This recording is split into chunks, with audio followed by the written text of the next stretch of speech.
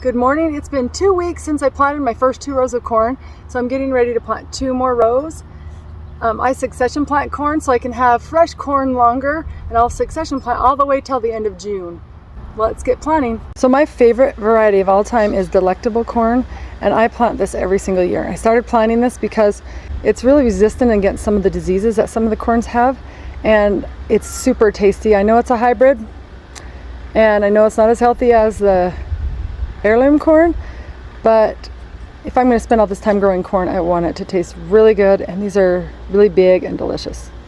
Got my rows all ready, and as you can see, I plant my corn in a ditch, but I try to get as deep as possible in these beds.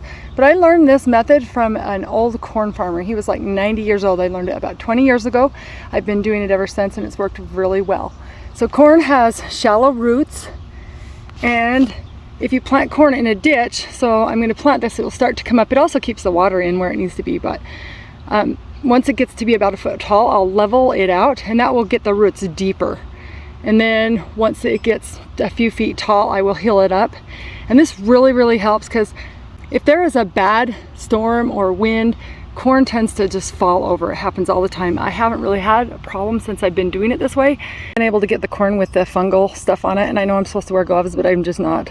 I'll wash my hands after, but the fungal stuff on it helps protect the corn until it sprouts. I don't know. I'd rather not have it, but it is what it is. So, a little closer together, maybe 2 inches, and then I will thin it out to maybe 6 inches once they get bigger, 6 to 8. And I feel like you can get away with more corn. And these are ones I planted 2 weeks ago, and they're doing really good. And I just push them down about 1 inch. I don't push them down as far as I would otherwise, because some of this dirt just falls down and buries them more each time I water. So I'll just go down about 1 inch. All right, I'm going to give it a little watering, and I'm going to cover it with wire like I have these 2 rows. These 2 rows I'm going to be able to take the wire off pretty soon, maybe in another couple weeks, because the birds like to eat the corn when it first pops up, so that avoids that from happening. And then I'll take this off, start thinning these out.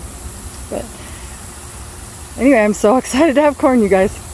Got the wire on it, and I'm thinking that this corn will probably come up in about 5 days, because it's been super warm. Corn loves warm soil.